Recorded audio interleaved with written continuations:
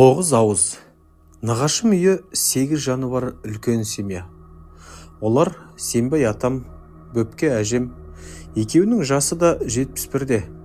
Одан соң олардың балалары Қағазбай 47 жаста. Қағазбайдың әйелі Зәуре, күйеуінен 2-3 жас кіші. Қағазбайдың 2 ұл, 2 қызы бар. Ұлдары Қасымхан, Рамазан. Қасымхан менен 3 жас үлкен, Рамазан құрдас. Қыздары Оралхан, Оразхан, екеуі де мектепке бара қоймаған. Тықса тығын шақ келмейтін мауыздай 8 ауыздың үстіне мен 9-шы болып қосылдым. Бұл үйде жұмыс жасында саналатын 2 ғана адам бар. Олар Қағазбай мен Зәуре.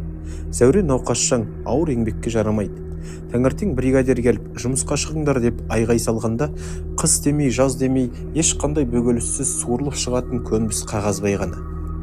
Бұл бір адам 9 ауызды асырайды деген сөз. 9 да ересек сау ауыздар.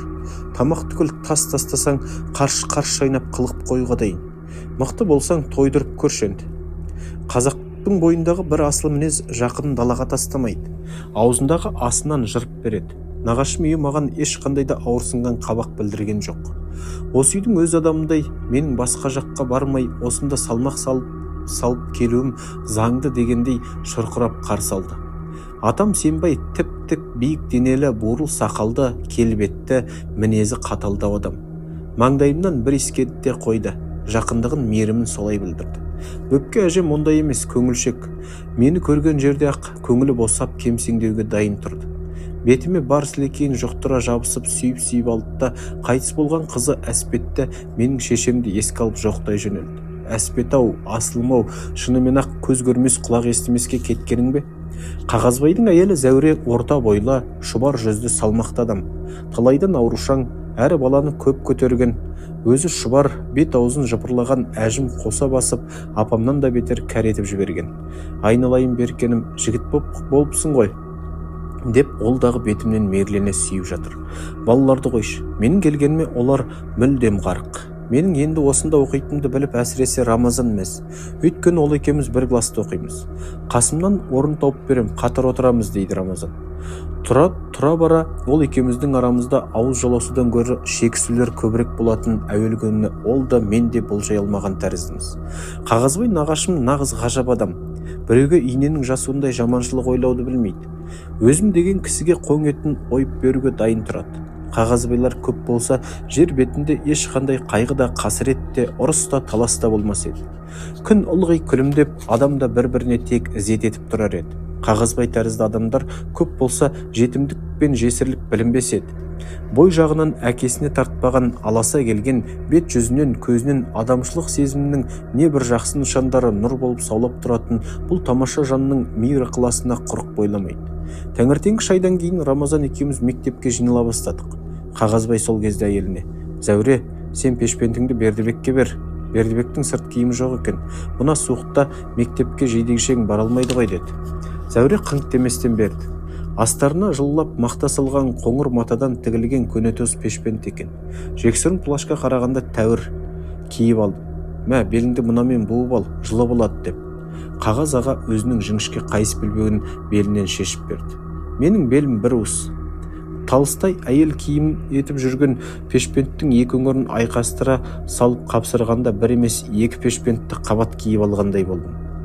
Белбеудің бұрынғы тесіктері бір жақта қалды да Қағаз аға беліме лайықтап жаңадан тесік тесіп берді. Өзімнен бойы ұзын, қоңқақ мұрын Рамазанның көктен салаң етіп түсе қалған көмекшісі тәрізденіп, міне енді оның қасына еріп, өзім әлі үйір болмаған жат мектепке жүрегім дүрс-дүрс етіп толқып келе жатырмын. Сүмбе бұл аймақтағы ірі селоның біреуі. Қызыл шекара, ынтымақ, үлгілі, большевик деп аталатын 4 колхоздың орталығы. Большевик колхозы түгелдей ұйғырлар. Басқа 3 колхоз қазақтың осы арадағы негізгі 3 руынан: Қызыл шекара Айт, үлгілі Жан Баба, ынтымақ Қыпшақ руынан. Кәдімгі қара Қыпшақ Қобыландының тұқымдары. Ішкер жақтан ауып келіп осында сіңісті боппыз деп өздері айтып отырады. Көріп отырсыздар, 3 рудың да қоныстары бар. Бір өзеннен су ішіп, бір жердің отын оттайды. Мектеп бір, магазин бір, ауыл совет, яғни өкімет бір. Ал бірақ 3 ру өз алдына бөлек-бөлек 3 колхоз. Ұйғырлар қазақта емес, жер кәсібіне шебер халық. Там үйді де жұтындырып әдем салады. Балшықтан қамыр илеп түйме түйеді. Әр ұйғырдың үйінің іргесінде қорық соғып қоршап алған бақшасы бар. Картоп, пияз, сәбіз, асқабақ, күнбағыс, капуста егеді. Қазақ ауылдарында айталық біздің Қостөбеде бұның бірі жоқ. Қазекең мал дейді. Мал жоқ болса есінеп аш отырады. Тамақтың көкесі аяғының астында қара жерде жатқанын түсінбейді. Ұйғырлар жер шұқылап жер емеді. Сүмбедегі қазақтар ұйғырлардың үй салу, жер игеру шеберлігін үйрене бастаған. Олар да қорық соғып, бақша егеді, құс ұстайды, нанды тандырға пісіреді. Мұндағы мектеп 7 жылдық. Мектеп үйі кесектен қаланып салынған үлкен шатырлы, терезелері көшедей. Мұндай үлкен терезелерді мен бірінші рет көрдім. Ауылда там соққанда қыста суық болады деп терезелерін сығырайтып кішкентай жасайды. Мұншама үлкен терезелі үйде қыста адам қалай шыдайтынына таңмын. Кейін қыс түскен соң білдім. Үлкен терезеден жарық көп түседі екен де қыста да жылы болады екен. Терезесі үлкен үй әрі жарық, әрі көңілді. Мектептің асты да үсті де тақтай. Қабырғасы 1 метр. Мен үшін дүниеде бұдан әсем, бұдан биік үй жоқ секілді. Класқа бөтен баланың кіріп келуі мұндағы кәрі тұрғындар үшін зор оқиға. Бәрінің назар тіге қалғаны мен болдым. Ех шіркін. Бұндайда үстіңдегі киімдерің инеден қазір ғана шыққан жаңа киімдер болса, мына су мұрындарға жоламаңдар, киімді бұлғайсыңдар дегендей шекеңнен қарап тұрсаң. Ал енді мен секілді жабағы жамылған байғұсқа бұлар да адам деп қарамайды. Мойнына бірақ секіріп мінеді. Мынау кім ей? Бұл қайдан келді десіп жатыр. Әп сәтте біраз бала өзімді қоршап талды. Ауыл итінің құйрығы қайқы. Ал сен болсаң өзіңді кірмедей сезінесің. Жүрегің қобалжық, арты не болатынын күтесің. Дегенмен мен сыр білдірмеуге тырысам. Дегенде мә демесең, бұлардың жеркелеп болатынын жақсы білем. Сондықтан көрген құқайым бұлған емес дегендей өзімді тосын жағдайдың қандайына да дайын ұстаймын. Тәкаппар сұраққа тәкаппар жауап қайырам. Бұл менмін. Қайдан келгенімде сендердің не шаруаларың бар деймін. Менен гөрі бой ұзындау, тақырбас сұрша бала басқаларды киіп жарып тура бетпе-бет келді. Көз қарасы өткір. Осылардың ішіндегі нағыз пәлесі көрінеді. Менен емтихан алатын адамша тақ-тақ етіп. Білсең айтшы, неше көсем бар? 4 дедім мен. Кім? Мен санап бердім. Галстугымның түйінінен шап беріп ұстай алды. Бұндайда не айту керек екенін жақсы білем. Әрқашандаймын дедім. Мынау не? Деп тақырбас галстугымның ұзын ұшын көрсетті. Партия қысқарақ ұшын көрсетті. Мынау ше, комсомол. Галстуктың желкесіндегі үшкір ұшын ұсқады. Мынау пионер. Галстуктың түйінін көрсетті. Мынау үшеуінің бірлігі. Сол заманда пионерлер бір-бірінің саяси сауаттылығын осылай сынайтын. Жаттамалы сұраққа жаттамалы жауап. Мүдірмедім, сарнап айтып бердім. Тақырбас мен сөндіре алмағанына өкінген тәрізденіп желкесін қасып мүдіріп қалды. Сонда да тақала түсіп, түймен қандай, белдігін қандай деп енді маған тиісудің басқыншылық жолына ашықтан ашық түсе бастады. Мен жәутеңдеп, сен маған неге болыспайсың деп Рамазанға қараймын. Өйтсем бойы оп-ұзын болып шеттеп Рамазаның бейқам тұр. Тегі ол тақырбастан жасқанатын тәрізді. Мені қорғап бір ауызда емеурін білдіре алмайды. Өзім аман болсам болды дегендей қалыптанды. Сырыған қайран бой, қайран дене. Жасқаншақ Рамазанға біткенше маған неге бітпедің? Кенет тақырбас мені көкірегімнен оқыс итеріп келіп қалсын. Шалқалаған қалпымда мойным астыма қайырылып оңбай құлап түсейін. Шүйдем қақ айырылып миым аузыма төгілгендей болды. Тақырбастың ымдауымен басқа бір бала артыма төрт тағандап жата қалған екен. Әлгіге сүрініп жығылған едім.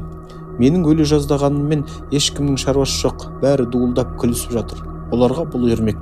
Мен осы арада тілмен айтып жеткізгісіз жалғыздық көріп қорланып қалдым. Ызадан жарылып кетуге бармын. Өзімнің Қостөбемде болса тақырбаспен шайқасып өлер едім. Ал дәл қазір мынау жат орта, бөтен балалардың ортасында менен ондай ерлік шықпады. Шаңырақ иесі біз дегендей ерліп, өрекпей күлген содыр топтың пысы еңсемді басып кетті. Жылауды намыс көріп жыламауға шыдамадым. Әрең жетіп тұрмын. Сембай атам және біз. Нағашым үйіндегі бар адамды әскер деп қарасақ, сол әскердің бас қолбасшысы Сембай атам.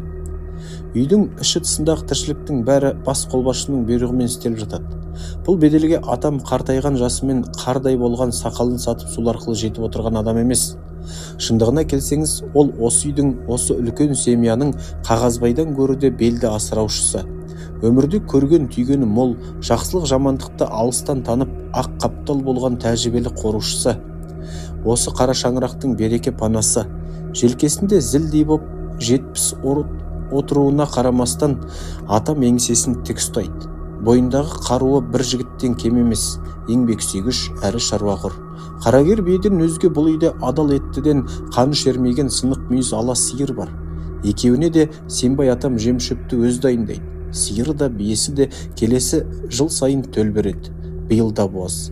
Сембай атам бір қора тауық, бір қора қоян өсіреді. Бүлкең өткен кілең қара көк қоян там үйдің іргесін іш жағынан үңгіп ін қазып алған. Сол үндердің бірі кіріп, үндерден бірі кіріп, бірі шығып еріп жүреді. Адамнан үркіп қорыққанды білмейді. Сенімен сөйлескісі келгенде қол созым жерде құлағы тікірейіп, көзі мөлдіреп шоқиып қарап отырады. Бұл үйдің еркектері мен қыздарының бастарында осы кезде қоян терісінен істелген бір қара көк малақай. Әрі жібектей жұмсақ, әрі жылы. Осы тәрізді малақайым болса деп қызығамын. Ұйғырлардың дәстүрімен есік алдынан қорық соғып қоршап алған аз ғана жері бар. Жарымына картоп егіледі, жарымына пішен өсіріледі. Осы жұмыстың бәрін атам бір өзі тындырады. Дәл қазір мен келген кезде атам үйінде жартыра картоп бар екен. Кеспеге мол етіп картоп тура бұлардың дәстүріне айналған. Әрі ұнға үнем, әрі кеспе дәмді. Бір қора тауық, бір қора жұмыртқа береді. Мауыздай 9 ауызға жем тауып тығындауда атам атқаратын қызмет осал емес екенін енді өзіңіз көрдіңіз. Қонаққа қойыла жүгіріп үйренген қазекең тауық етін ет деп қарамайды. Онысы бекершілік. Ал жұмыртқаны атам бізге жегізбейді. Жоқ, олайсың дегендіктен емес. Кебек салған жәшікке мол қылып жинайды да әр талын 5 тиыннан дүкенге өткізеді. Әйтпесе бұлар ақшаны қайдан алады? Ақшасыз бұларға дүкенде сатылатын шайды, кездемені, киім-кешекті кім береді? Нағашым үйіндегі адамдар киім сәндемейді, дүние жиһаз жинамайды. Күндіз-түні ойлайтындары кеңірдектің қамы ғана. Күн жылыда жалаңаш, күн суықта үсіп өлмесе болды. Адамның жасы молайған сайын ұйқысы азаяды. Құс ұйқылы Сембай атам таңертең бәрімізден бұрын түрегеледі. Малға шөп салады, тауыққа жем шашады. Содан кейін есіктің алдын сыпыра жырып дауыстап үйдегі кемпірін оятады. Бөпке, әй бөпке, тұр. Айқай тек әжеме арналғанмен бәрімізге бірдей жетеді. Бәрімізді бірдей оятады. Өйткені бәріміз бір бөлмеде ұйықтаймыз. 2 кісілік бір ғана көне ағаш төсек бар. Онда Қағазбай мен Зәуре жатады. Басқамыз төр алдына жерге жаппай тізіліп колхоз боп ұйықтаймыз. Бөпке әжем атам тұр дегенде бірден ұшып тұрмайды. Естісе де естімеген болып тыпыр етпей жата түседі. Аз кідірістен кейін атам тағы дауыстайды. Бұл жолы үні әлгіден қатуырақ шығады. Әй бөпке, тұрамысың? Жоқ па? Ана сиырды бадаға қос. Шалының маза бермесін білген әжем таң атпастан қаңқылдап осы қақпастан тарттым-ау жағың қарсықыр дейді де тұрып жатады. Атамда әйел затын кемсітіп қарайтын мінез бар. Әсіресе өз кемпіріне қаталақ. 2-3 дауыстағанда бөпке әжем ұшып тұрмаса, қолындағы сыпырғаны қабырғаға сүйей салып ол үйге кіріп келеді. Жыртық көрпенің астында бір уыс болып жатқан апама төне түсіп кіжініп, өй, мына неме әлі жатыр ма? Жыл келгендей тұрайып не көрінген? Өй бөпке, өліп қалғаннан саумысың дейді. Атамның тілі найзаның ұшы тәрізді. Жерлеп зекі бұрса бастағанда етің түгіл сүйегіңнен өтеді.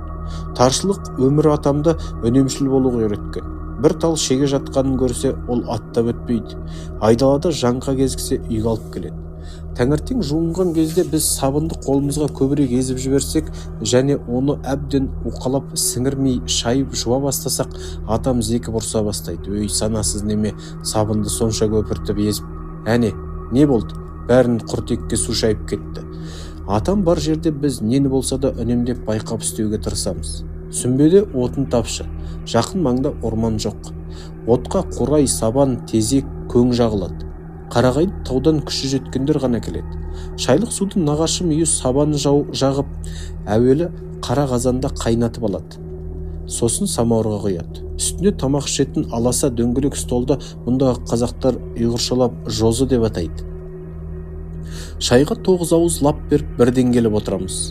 Төрдің тақ төбесінде атамнан әрі қыздар Оралхан мен Оразхан, Оразханға жалғас апам, атамнан бері қарай тағаша иіліп Қасымхан, Рамазан, мен отырамыз. Менен төмірірек Қағаз аға.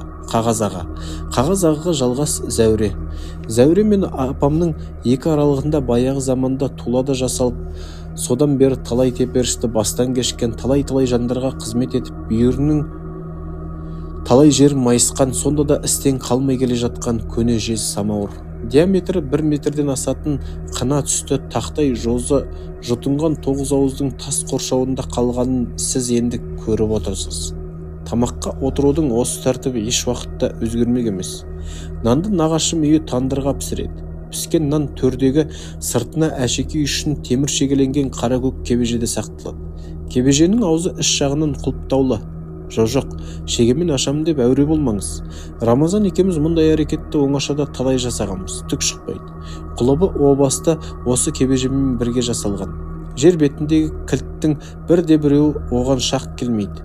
Бірде-бір шеге оны аша алмайды. Кілт салатын ойығын ақжемдеп майыстырып босқа бүлдіресіз. Бұл кебеженің кілті әрі үлкен, әрі тұмсығы ойлы қырлы бір түрлі. Ха, сіз дағы қиялдайды екенсіз. Бұл кілтті қолға түсіру, ол ертегілерде айтылатын хор қызын қолға түсірумен бірдей. Ол үшін сіз Зәуре жеңешемнің жар дегенде жалғыз бұрымын пышақпен кесіп алуыңыз керек. Қалайша дейсіз ғой? Міне, бұлайша. Кебеженің кілті бұл үйде тек Зәуре жеңешем ұстайды. Кілтін бұл үйде тек Зәуре жеңешем ұстайды.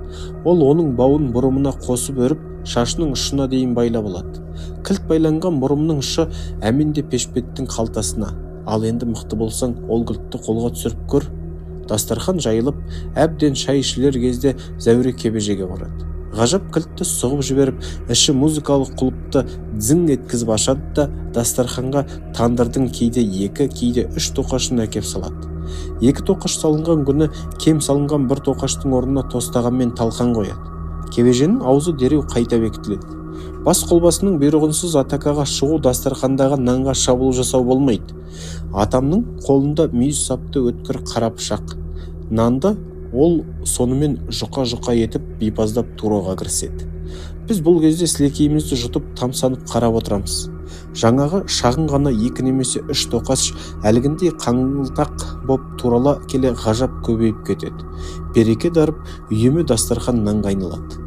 Әрі кесек етіп тураса көбеймейседі. 9 жатқан 9 қол лап қойғанда бірден ойсырап қалар еді. Атамның нанды осыншама ұсақ етіп көпсітіп турауында үлкен психологиялық есеп жатыр. Туралған нанды ол дастарханға бірдей етіп тегістеп шашып тастайды да бір талын өз алып аузына салады. Бұл телміріп тосып отырған 9 ауызға енді атакаға шығуларыңа болады деп команда берілуі. Сақадай сай тұрған 9 жауынгер 9 қол лап береді. 9 турам нан дастарханда жоқ болып шығады. Үлкендердің қолдары бір барғанда біздің қолдарымыз 2 барып үлгереді. Ақырын, немене жау қуып келеме? Деп атам бізге сұрлана қарап қояды. Өрт түйгендей жапырылып дастархандағы нанның әуелі біз отырған, ер балалар отырған жағы сап болады. Үлкендер жақта аздаған нан қалады. Біздің нысапсыз қолдарымыз енді солай қарай сумаңдап тықсыра береді. Сол кезде атам: "Болды, енді талқан жеңдір" деп бұйырады. Кейде дастарханда талқан болмайды. Біздің жалақтап тоймай қалған түрімізді көріп ондайда Қағаз аға: "Зәуре, наның бар ма? Әкел, мына балалар тоймай қалды" дейді. "Бүгін нан жаппаймын. Аз ғана нан тұр. Түсте кешке нелерін жейді" дейді жеңешем. "Әкел, сабақтарына тойып барсын. Кешке көжелерін ішер." Жомарт бейілді Қағазбайды біз жанымыздай жақсы көреміз. Электр ол кезде мұндағы жұрттың ойы түгіл түсіне кірмейді. Әйнекті шам жермайды көп тартады дейді де нағашым үйі бөтелке шам жағады. Кәдімгі жарты литрлік бөтелке фарфор шайнектің қақпағы. Мақтадан есілген білте. Шам дайын. Дүкенде мақта сатылмайды. Оның есесіне мақталы киім кімнің де болса үстінде бар. Ол киімнен бір түгіл бірнеше жыртық іздемей ақ табылады. Мақта керек болса менен ал деп әр жыртық аузын ашып тұрады. Жермай ол дағы оңайлықпен табылатын пәл емес. Қараңғы үйде қалдық. "1 қасық, жарым қасық керосінің бар ма?" деп біреуден біреу сұраншақтап жүрген. Нағашым үйіндегі жандар әңгімеші, ертегіші жандар емес еді. Әңгіме айтып отыруға тіпті уақыт бар ма? Кеш болып тамақ шілісімен жатудың қам. "Болыңдар, керосин бітіп барады, жатыңдар" деп атам жаналқымға алумен болады. Ұйқың келген келмеген есеп емес. Ұйықтамасаң ұйықтама, бөтелкедегі жермай үнемделсін. Көп жатқаннан жамбасың тесілмейді, ал көп жанса жермай бітіп қалады да, ертең тағы да қолыңа бөтелке ұстап көршілерді ақтап шығасың. Бөтелке шамның бір жаманы ішіндегі жермайдың қалай азайғаны көрініп тұрады. Білте жетпес болғанда майдың үстіне су құйылады. Физиканың заңы өз қызметін мүлткісіз атқарып шыға келеді. Суды астына, майды үстіне құяды. Майдан бір елі қалады, жарым елі қалды. Әне, пышақ қырындай ғана қалды. Атам енді қалай күйінбесін? Жатыңдар, өңкей қорсоқыр. Көресіңдер ме, ана шам қазір сөнеді. Үйдегі жалғыз ағаш кереуетке кімдер жататынын айтқам. Басқаларымызға төсек төр алдына қатар салынады. Ұзындығы 3 метр, көлденеңі 2 метр келетін қалың ақ киіз бар. Күндіз бас жақта бүктеулі жатады да кешке қарай жазып жібереді. 1-2 жыртық көрпе астымызға жаппай төселіп, 1-2 жыртық көрпе үстімізден жаппай жабылады. Төсек дайын. Жастық әркімнің өзінің күндізгі киіп жүрген сырт киімі. Терезе жақта ең шетте атам, одан соң апам, одан бері Оралхан, Оразхан, Қасымхан, Рамазан, мен. Қолдың саласындай боп тізілген адам денесі біртін-біртін кішірейе келіп қағаз ағаның кереуетіне тақалғанда бірақ таусылады. 3 ер бола бір көрпенің астындамыз. Астары сүзіліп тозып кеткен шоқпыт шыт көрпе. Ақжайма дегенді біз білген бе екенбіз. Қысы жазы мұнша көрмеген денемен ақжайманың үстінде тұраюда обал ғой. 5 уақыт намазын атам қаза жібермейді. Ораза кезінде ауыз бекітіп азан шақырады. Діни мерекелерді шама шарқы келгенше құрметтеп атап өтеді. Атамның ерекше жағдайда ғана киетін киімдері бар. Олар құлын терісімен қапталған қара сеңсең бөркі, жаңа шекпені, күмістенген жалпақ қайыс белбеуі. Жай күндері аталған 3 киімнің үшеуі де төрде ағаш қазықта ілулі тұрады. Әр кезде атам оларды сыртқа алып шығып, шаңын қағып, қайтадан іліп қояды. Атам бұл дүниеден гөрі о дүниенің қамын көбірек ойлайды. Бүгін болмаса ертең тұрайы бөле қалуым заңда. Бұл дүниеде жалба-жұлба болып жүрсем де, о дүниеге жалба-жұлба болып бармаймын. Әлгі аталған бағалы киімдерді ризығым таусылып, дем біткен күні сүйегіме түскендер алсын дейді. Сол үшін де шаң жуытпай қорып, көзінің қарашығындай сақтайды.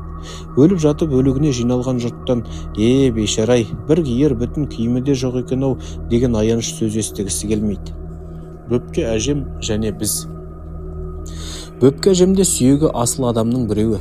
Үйдегі әйелге тән жұмыстың бәрінде зәуре жоқта сол тындырады. Ертеден қара кешке дейін тыным алғанды білмейді. Табиғат оны жасаған кезде мәз болып күліп отырса керек. Бөпке әжем жомарт табиғаттың аузынан жаз күнінде жайраңдап түсе қалған, салдырлаған ақ көңіл ашық адам, көрген білгенін айтып сап қарап отырады. Көктем шығысымен қағазбаймен зәуре үй көрмейді. Осыдан 7 шақырым жердегі ұшқа егін жайға кетеді. 6 ай жаз күзгі жиын терін біткенше сонда болады. Осы уақыттың ішінде бізге тамақ жасап беретін, кірімізді жуып, үй ішіне қарайтын 70 жасар қаусаған кәрі кемпір Бөпке апам. Әжемді біз апа дейміз. Жоқ, қаусаған деген сөз оған жарамайды. Таңертеңгі шайды апыл-ғұпыл береді де, апам қап алып тезек теруге кетеді.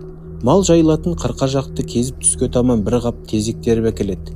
Мұрнынан су кетіп жүріп түске шайды береді. Сосын қол орақ, арқан алады да сонау төменгі жазықтан бір арқа қурай ши орып әкелуге кетеді. Өрістен мал қайтатын кешкі мезгіл. Апам әлі жоқ. Әлгі Бөпке көріне ме? Қараңдаршы дейді атам. Біз үйдің үстіне шығамыз. Апам келетін жолға қараймыз. Апам жоқ. Түйе белінде етіп нығарлап буған бір арқа нән қурай келе жатыр. Иә, тек қурай. Бұлай сәл ырғалып, кәдімгідей жылжып келе жатады. Тағы біраз жақындаған кезде сіз қурайдың астына жыбырлаған аяқ бар екенін байқайсыз. Адам аяғы. Қурай тура біздің үйге қарай келе жатады. Қурай әбден жақындағанда сіз енді оның астынан ауыр жүктің салмағымен бірге жерге тие жаздап келе жатқан кимешек киген әйел басын қоса байқайсыз. Бұл менің әжем, қажымас Бөпке әжем. Түйе беліндей нән жүкті арқасына қондырып алған. Үй іргесіне келгенде ол қурай-мұраймен шалқалап бірақ бірден құлайды. Бұл дүниенің бір азабынан құтылғандай кеудесін кері күрсініп кимешегін басынан сыпырып жібереді. Тер шүмек-шүмек аққан кәрі басын кештің салқын самал желіне тосып жан шақырады. Түйе беліндей қурайға сүйеніп отырып, қолтырмаштап алған жібін ағытады. Дем алып есін жинайды. 3 мезгіл күніне тамақ пісіруге жұмсалатын және қыста үй жылытатын отын бұл үйге осылай жиналады. Біз отқа қурай жақпаймыз. Бөпке апамның терісін жағамыз. Бөпке апам кәріліктің басына теуіп жүрген адам. Бір күн жұмыссыз отырса, екі қол алдына сыймайды. Есіне кенет ұштағы Қағазбай мен Зәуре түсіп кетеді. Ол екеуі не күн көріп жүр екен, қалдерін білейін, шайларына қататын қаймақ апарып берейін. Әнеу барғанда Қағазбай тісімдеп жүреді, сонысы қойды ма екен, не болды екен дейді де, әжем 7 шақырым жердегі ұшқа жаяу тартып жөнеледі. Кешке мал келгенше кеп қалармын дейді. Ары 7, бері 7 шақырым жаяу жүріп қайту оған түк емес. Көршінің үйіне кіріп шығайын дегенмен бірдей ғана. Апам сөзінде тұрады. Ой қалған жұмысының бәрін тындырып, мал қайтар кезде үйге ол да келеді. Бос қол және келмейді. Жол үстінде кез болған кебу жапаларды теріп, бір етек тезек ала келеді. Көпірдің сынық тақтайы кезіксе, оны да тастамайды. Мен апамның ойбай ауырдым деген сөзін өмірі естіген емеспін. Өлгенше аузына дәрі салғанын көрген емеспін. Күтіну, демалу дегенді марқұм білмейтін еді. Апам 1953 жылы 89 жасында дүние салды. Бұл деген мойымайтын, тозбайтын болат адам еді. Бөпке апамның бойындағы бір кемшілік, ол аяғына су жұқпас қыдырмашы.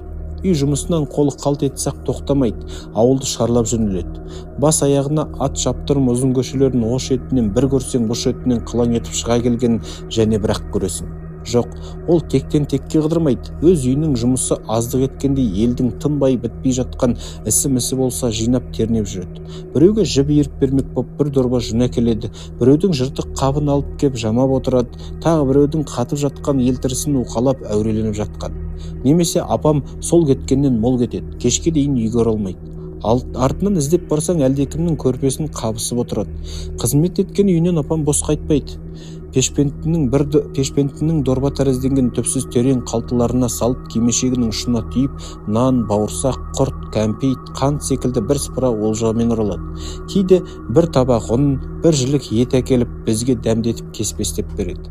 Апамның ел қыдырып табыс табу кәсібін біз балалар намыс көруші едік. Әсіресе жігіт болып қалған Қасымхан қатты ренжитін. Апа, қайыршы құсап, бұның не ұят емес пе? Осы ел қыдырғанды қашан қоясың дейді. Апам мойымайды. Қайыршы боп мен біреудің бірдеңесін сұрап алды деймісің? Өзі берді. Сен алма. Неге алмайын?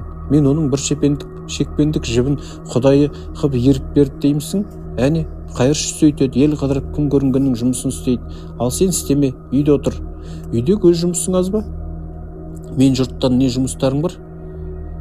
Деп сұрайды ғой деймісің? Жалынатын өздері. Бөпке айналайын, мынаны істеп бере салшы дейді. Істеме, жалынбақ түгіл өліп кетсін. Мақұл, ендігәрі істемеймін, дейді Бөпке әжем. Онысын 5 минуттан кейін ұмытып кетеді. Ел қыдырудан орылған Бөпке апама жан-жақтан жамырасып, ұрса тұрып, біз оның қалталарын ақтарып қараумен боламыз. Әкелген пісі, күйік нәрселерін талапайлап жеп аламыз. Сол кезде Бөпке әжем бізді ажуалап: "Қане, менің ел қыдырғаным сендерге жаман болды ма?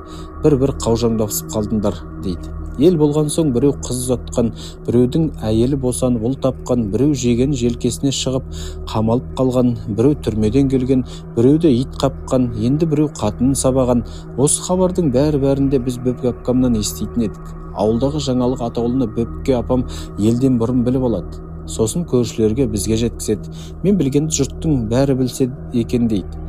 Әлгі Нұрбекті ит қауып алыпты. Барып біліп келейін дейді де жөнеп отырады. Келген соң ит Нұрбекті қаппапты. Нұрбектің Жұмабек дейтін сотанақ баласы бар емес пе, соны қауып алыпты. Балтырының мұнарадағы көгетін оңдырмай бөліп түсіпті дейді. Ұзын балақ дамбалын түріп жіберіп, иттің дәл қай араны қапқан саусағымен ұстап көрсетеді. Қазақ тәуір деген тамағын кеш еді. Нағашым үйінде кешке қарай әдетте дәу қазан кеспе істеледі. Бөпке апам жасаған кеспе ерекше. Дүние жүзіндегі айтулы ресторандардың бірде-біреуінен сіз ондай кеспе таппайсыз. Ауыз үйдегі қара қазанда қара су шымыр-шымыр қайнап жатады. Осы жетеді-ау деген шамамен апам баспақтан бір уыс тұзды алады да тастап жібереді. Кеспе дәмді болу үшін қасықтың басындай тоңмай салады. Кеспе істейтін ұнды апам елеп әуреленіп жатпайды. Кебек шықса ұн азайып қалады дейді ол. Қамыр түйе терісіндей қалың еленеді. Кескен кеспенің жуандығы саусақтай болады. Жіңішкетіп кесуге апам біріншіден асығады, екіншіден көзі көрмейді. Кеспе орнына саусағын қоса турап алмасына кім кепіл? Сосын сиырды кім сауады, қурайды кім орып әкеледі? Туралған кеспені апам қазанға себездеп, талдап салып жатпайды, ұмар-жұмар тастай салады. Былай да жуан кесілген кеспе пісе сала таяқтай болады. Қамыр түйін-түйін байланысып жүреді. Кеспеге картоп салынады. Біз көз болып отырмасақ, апам картопты қазанға қабағымен салып жіберуге бар. Ортасынан бір-бір ғана бөлінген картоптың әр түйірі торғайдай. Сыпыраның бетінде қамыр кескеннен қалған ұн бар емес пе? Көже маңызды болады дейді де апам кеспенің үстінен оны және себеді. Тамақ қазанның сақыр-сұқыр қайнауы әбден басылған соң түсіріледі. Ауыр қақпақтың астында тұншыққан бу бүкіл ауыз үйді алып кетеді. Апам будың арасынан көрінбейді, тек қазандағы кеспені теміршелекке қотарып құйып алып жатқан дыбысы ғана естіледі. Қына түсті дөңгелек тақтай стол тағы да жұтынған 9 ауыздың зәуремен қағазбай жоқ болса 7 ауыздың қоршауында. Әркімнің кеспешуге арналған тиесілі ыдысы бар. Біреудікі табақ, біреудікі құрсаулы үлкен кесе тостаған. Үлкен ожауды шелекке мал болады да апам кеспені ыдысына толтыра бірақ құйып береді. Кеспе дерлік кеспе емес, ботқа дерлік ботқа емес. Қасығыңды шаншысаң жығылмай тіп-тік тұрады. Қарын шығару жағына келгенде өзге тамақтың бәрін алып ұрады. Ал шебер, тоймай қалсаң апам тағы да құйып береді. Тек сақ бол. Торғайдай картоптың сырты салқын болғанға іші де сондай екен деп алданып қалып жүрме. Түйіліп қалған қамырдың арасы да сондай, оңайлықпен суымайды. Тіс етіне ып-ыстық боп жабысып қалса қолдыратып түседі. Бөпке апамның кеспесіне қарнымыз шеңбірек атып тойып алғаннан кейін енді біраздан соң шөлдей бастаймыз. Ауыз үйде шелекте тұрған суға дамыл жоқ. Біресе біріміз, біресе екіншіміз темір кружкамен іліп алып сімірумен боламыз. Белтоған үйдің дәл қасында су арзан. Шелегімен түгел қотарып ішсең де ешкім ештеңе демейді. Рамазан және мен. Сарыбастауда өтен біреудің үйінде жүргенде емес, нағашым үйіне келгелі көңілім өсіп қоңайып қалдым. Сабақты да жақсы оқып жүрмін. Шынымды айтсам, Қостөбеге тіпті барғым келмейді. Не қызық көрем деп бармақшымын. Рамазан екеуміз егіз қоз тәріздіміз. Күндіз де түнде де жұбымыз жазылмайды. Мектепке бірге барамыз, бірге ойнаймыз, бірге ұйықтаймыз. Екеуміздің тату болуымызда, араз болуымызда оп-оңай. Болмашы нәрседен бала қораздарша кідің-кідің етіп шекісе қаламыз. Арада жарты сағат өтпей тағы да ауыз жаласамыз. Рамазанға қарағанда мен қушкеш пысықпын. Оны оп-оңай алдап кетем. Рамазанның жібі бос, аңқау. Алданғанын артынан бірақ біліп дүрсе қоя береді. Қара күшінің менен гөрі артықтығына сенеді. Денем кіші болғанмен шақармын, беріспеймін. Рамазанда емес, әдіс айлаға шебермін. Үйдің дәл қасындағы көгал алаңда жатып кеп күресеміз. Бірде ол жығады, бірде әдісімді асырып мен жығам. Әр алуан өнер жарыстырамыз. Жүгіру, тас лақтыру, биіктен, ұзындықтан секіру, тағысын тағы. Мұнда көбінесе мен ұзатын едім. Тек озып қана қоймаймын. Пәлекештігім ұстап, Рамазанда неше саққа жүгіртіп мазақ етем. Қыршаңқы тіліммен ызасын келтіріп шағып алам. Кемиек деймін. Рамазанның кемиек екені рас. Ол бұл сөзге қатты намыстанады. Есе қайырмақ боп, оның мені қорлап айтатын сөзі мыртық. Мыртық десе мен намыстанам. Рамазандай ұзын бойлы боп тумағаныма кәдімгідей қорланып қалам. Кейде күніне бірнеше рет қызыл шеке болып төбелесіп те қаламыз. Төбелестің шығу себебі тіптен оңай. Айталық, мен күрескен кезде Рамазанды қалып ұрдым. Жығып жайыма кете бермеймін. Қиянқылық істеп, күшін маған деп басынан аттап өтем. Балалардың ұғымында бұл жаман ырым. Рамазанның бар күші енді маған бітеді де ол күшсіз қалады. Рамазан ыза болады. Қайтар күшімді. Мен жаңа сенің басынан аттаған жоқпын ғой дейді. Мен қайтармаймын. Қайтарсам өз еркіммен еңкейіп Рамазанға басымнан аттатуым керек. Оған мен өлмей көнермін бе? Қайтар иттің баласы. Рамазаннан нендей пәле келсе де тосып алуға бармын. Ал бірақ оның күшін қайтармаймын. Осыдан соң екеміз жатта кеп төбелесеміз. Әкең, шешең, жет атаң деген сөздерге тежеу жоқ, кетіп жатады. Жаға, жең, пәре-пәре болады. Кектескен қораздардай өлімтіктеніп бірімізге біріміз беріспейміз. Екеміздің төбелесіп жатқанымызды бір кезде Қасымхан көреді. Иттің балалары, сендерге не жетпей жатыр? Қасымхан жүгіріп кеп балғадай ауыр жұдырықтарымен көк желкеден аямай түйіп жібереді. Оның жұдырығы түйген жер талайға дейін зырқырап ауырып жүреді. Үлкейгенде қызыл әскер болу Рамазан екеміздің көкейкесті арманымыз. тек осы үшін тезірек өссек, тезірек мектеп бітірсек деп арман етеміз. Рамазан мені қорлап, сен әскерге алмайды, кішкентайсың дейді. Мен емес, сен алмайды, өйткені сенің қолыңнан түк те келмейді. Сені әскерге алса ең мықтағанда повар боласың, ал мен командир болам деймін. Болмай қал мыртық неме. Командирлік орынға таласып Рамазан екеуміз тағы да төбелесеміз. Қазақтың құмар асының бірі қымыз, қаракер бие құлындаған, өз тәрізді әдемі қарагер құлын тапқан. Жер отыққан кезде атам жылдағы әдетімен жалғыз биені сауып қымыз жасайтын болды. Ол кезде сірә мал аздықтан болар, ауыл маңы қазіргідей шаңы бұрқырап, тақырайып жатпайды. Қорықтың түбі, арық-арықтың жағасы көгал шөп болады. Қаракер биені атам үйден онша ұзатпай шедерлеп қоя береді. Құлынның алдында жас көк салып қорада ұстайды. Жалғыз бие ертеден кешке дейін 6-7 рет суарылады, сауылады. Әрі 2-3 сағатта атам оның бауына сүліктей жабысып алып отырғаны.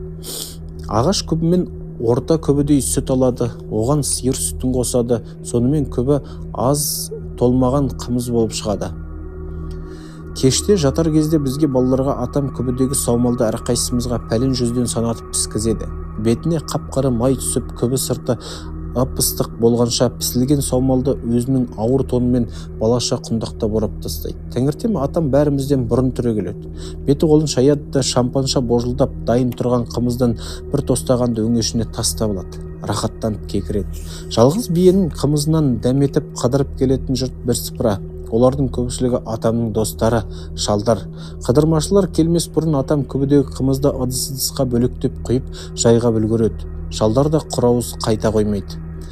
Қасиетіңнен айналайын, Қамбар атаның сүті шынында да шипа ғой. Үлкен бір кесе қымызға ақ талқанды қоймалжың етіп сеуіп тастап алсаң, бұдан артық тамақтың не керегі бар? Күні бойы екі бетің албырап, балқисың да жүресің.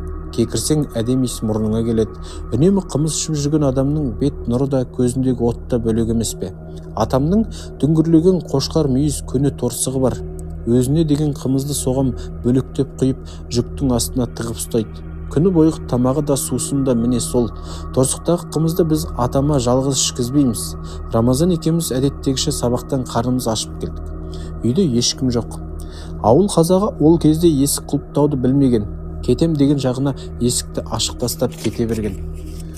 Жей құятын пісі күйік тамақ іздеп таба алмадық. Осындай оңашалықты пайдаланып торсықтағы қымыздан ұрлап ішпекші болдық. Суық қолымызды бұдан бұрын да талай сұққан тәжірибеміз бар. Әуелі мен ішейін, сен терезеден қарап бақылап тұр дедім Рамазанға. Мақұл. Жүктің астынан өзім білетін қуыстан торсықты шешіп алдым. Шайқап жібердім де жұта бастадым. Шақтап ішпесе болмайды, атам біліп қояды.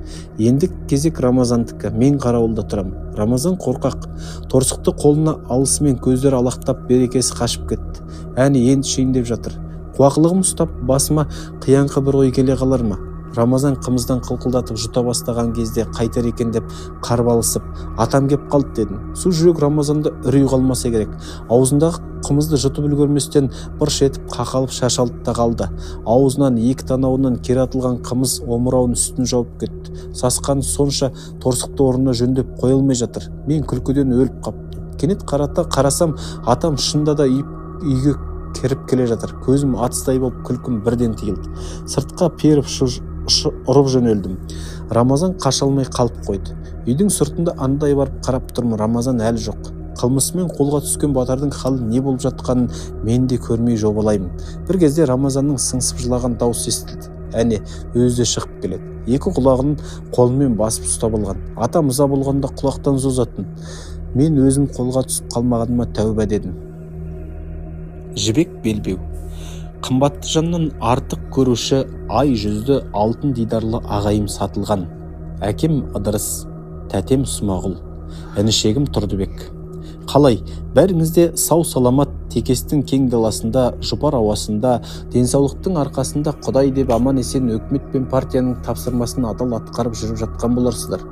Ал енді менен амандық білмек болсаңыздар, мен де аман есен оқушылық борышымды адал орындап, сүмбенің жұпар ауасында өз тең құрбымның тең қатарында жүріп жатырмын. Нағашым үйі түгел өздеріңіз көргендей аман есен. Атам мен апам да аман есен. Қағазбай нағашым да аман есен. Ұшта Зәуре жеңешем екеуі жұмыс істеп жүр. Мен үкімет пен партияның тапсырған оқуын жақсы оқып, мектепте Зәуре жеңешемнің пешпентін киіп барып жүрмін. Жейдем әбден тозып кетті. Апам күнде жамаса күнде жыртылады. Сымымның құйрығы да жыртылып еді. Апам бір сары шүберек тауып жамап берді. Сондықтан сіздерден өтініп сұрайтыным, қатынаған адамнан маған 1-2 езім сия және 5-6 қаламұш беріп жіберіңіздер. Және жейдем әбден тозып кетті. Bir жейде тіккізіп беріп жіберсеңіздер екен. Және арифметика кітабын алуға ақшам жоқ. Маған қатынаған адамнан азырақ ақша беріп жіберсеңіздер екен. Амандық хат жазушысы Бердібек. Дәптердің бір парағы жазылып, 3 бұрыш етіліп бүктеле салған. Ешқандай марка жапсырылмаған. Менің бұл хатым осы арадан әуелі біздің Қостөбені басып өтіп, Нарынқолға поштаға барады. Сол арада сорттаудан өтіп, әлгі ізімен қайтадан кейін қайтып Қостөбеге келеді. Талай жерді шарылып, айқұш-ұйқыш сапар шегіп, сатылған ағайымның қолына тиеді. Жайдан жай тие салмайды. Ол оны маркасыз хат болғандықтан 1 сомға сатып оқиды. Сондағы хат мазмұны жоғарыдай. Мен оқып жүрген Сүмбе мен Қостөбенің арасы салт атты адамға түстік жүр. Кісі үзбей қатынап жатады. Айтылмыш хатты мен солардың біреуінен беріп жіберсем де болар еді ғой. Әрі тез, әрі әуресі аз. Жоқ, мен үйтпеймін. Адамзат поштаны не үшін ойлап тапты деймін де, реті келіп тұрғанда пайдаланып қалуға тырысам. Пошта арқылы барған хат мәндірек, жауаптырақ болатын тәрізді. Сүмбеде дүкен бар. Дүкенші жігіт мені жақсы таниды. Bir күні сол кездесіп қалды да, ағаң саған 25 сом беріп жіберіп еді, жүр берейін деді.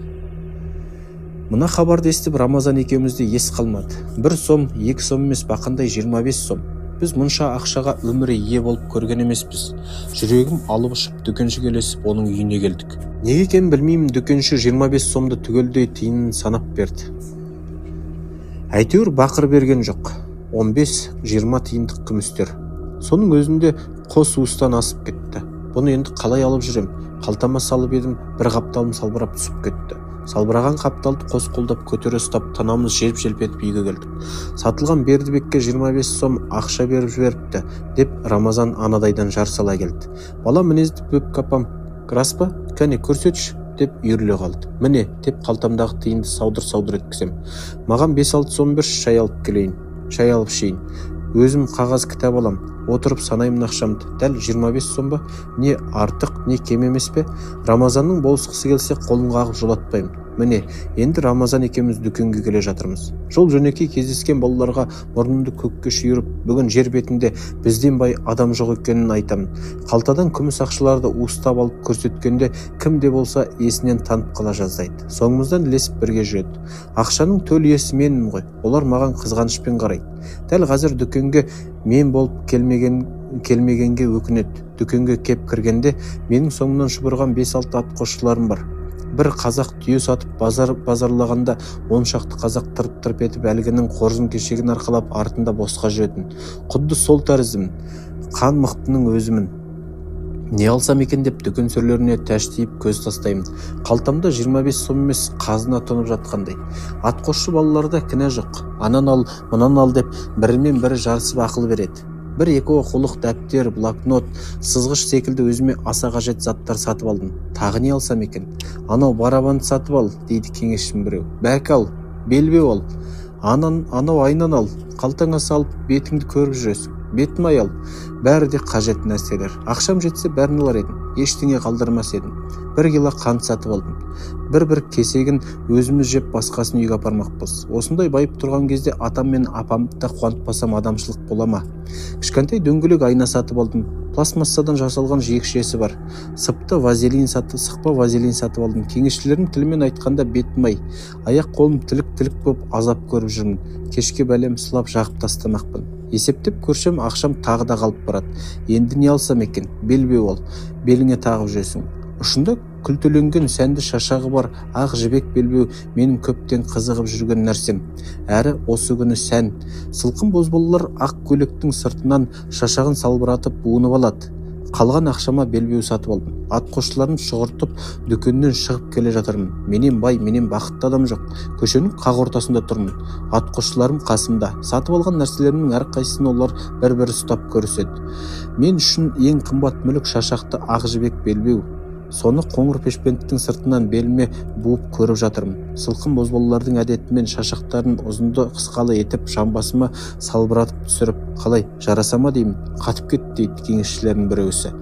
Бұны бүйтіп пешпенттің сыртынан буына ма екен, жейденің сыртынан буынады дейді екіншісі. Тәуір бүтін жейдем жоқ болса қайтушы едің. Қашан тәуір жейде біткенге дейін буынбай сақтап қойым керек пе? Бешпент түгіл шапанның сыртынан буынса да бола береді. Білсең бұл қайыс белбеуден 10 есе мықты деймін. Бұл әшейін өзімдікі дұрыс деп бер жағымнан айтып жатқан. Ал әр жағым басқан арман етеді. Әуелі басымды тақырайтпай шаш қойсам, шашымды бір желкеме бір шекеме қарай жылтырата тарап қайырсам, шалбарымның қырып шақтай болса, аяғымда жып-жылтыр қара туфли, үстімде әппақ қардай ақ жейде. Міне осыдан кейін шашақты жібек белбеуді буынып көшеге ал қане маған қараңдар деп шыға келсем, шіркін, бірі табылса бірі жоқ. Міне белбеулі болдым. Белбеуіме сән беретін басқа киімнен менде түк жоқ. Кедей байыса жомарт келеді. Бүгін мен жомартпын. Атқосшыларымды да бір-бір қуантып тастауды борыш санадым. Сықпы вазелиннен әрқайсының алақанына күзгі торғайдың саңғығандай етіп шоқитып салып бердім. Беті қолдары жарылып су тисе ашып, азап көріп жүрген бейшаралар мәз болысып жатыр. Олжаға батып қуанысып жатыр. Мейлі қуансын. Менің бұл жақсылығым бірінен болмаса бірінен қайтпаса және бопты. Күс-күс қолдар мен қаралы тұмсықтарға май жағылған соң жылтырап шыға келісті. Жуып жақпаған соң кір қоса езіледі екен. Бетті бір сүйкеп өтсе 5 саусақтың ізі баттиып түгел түсіп қалады. Өй ақмақ деме, шапанның сыртынан жібек белбеу буынған кімді көрдің? Буынсаң жейденің сыртынан буын деп мені атамды әжуамен қарсы алды. Біріншіден күн әлі салқын, жейдемен жүр кез емес. Екіншіден жейде дейтін емес, қырық жамау. Күн әбден жылып, қашан тәуір жейде біткенге дейін белбеуімді сақтап қойып шыдайлар емеспін. Ертесіне мектепке тәуекел деп пешпенттің сыртынан буынып барайын. Тым болмаса бір рет көрсін балалар. Содан соң күн тығып қоярмын. Балалар бір дегеннен-ақ қоршап алды. Бірі құптайды, бірі келек етеді. Белбеуімнің шашағынан тартқылап, тәлке кетушілер көбірек.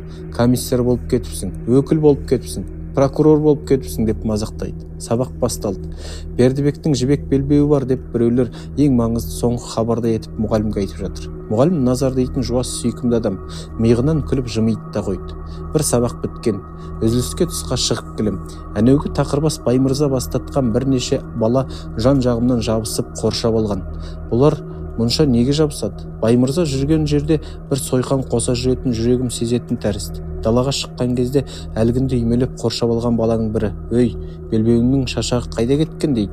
Жүрегім су етіп жалт бұрылып қарадым. Белбеуімнің екі шашағы бірдей жоқ.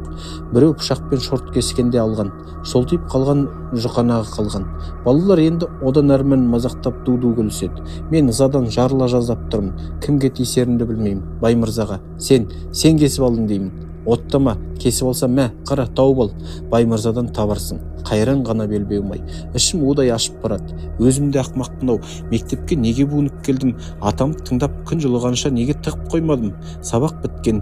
Мектептен тарап келе жатырмыз. Баймырзаның үйі көшенің басқа жағында. Анадай ұзаңқырап алып, ол маған айқай салады. Өлген торғай секілді жалбыраған бірдеңелерді аспанға лақтырып: "Көрдің бе?" дейді.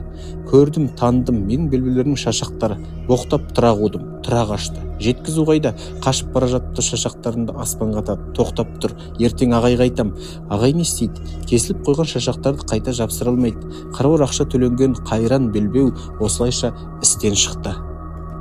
Менің кербез жеңгем. 3-ші Рамазанда мен де мақтау грамотасымен бітірдік. Бұл біз үшін әрине зор қуаныш. Қостөбеден тағы да бір жақсылық хабар келіп жетті. Сатылған ағайым үйленіпті. Бұл жолы ол ағайынның көңілінен шығып, үлбіреген қыз алыпты. Қостөбедегі кәдімгі кербез күлім бала сұлу бар емес пе? Оның есігін үй-үрей болып торыған жігіт бозбалалардың аузына аңқитып, соның дәл өзін үйленіпті. Күлім бала шал кемпірдің ортасында бұлаң өскен жалғыз қыз. Әкесі қой бағады. Орта бойлы, толықша, қасы көзі қиылған қара торының әдемісі. Кәдімгі жұрт танып мойындаған күлім бала сұлу. Сатылған сон алыпты. Жолшыбай бір арбамен Қостөбеге келдім.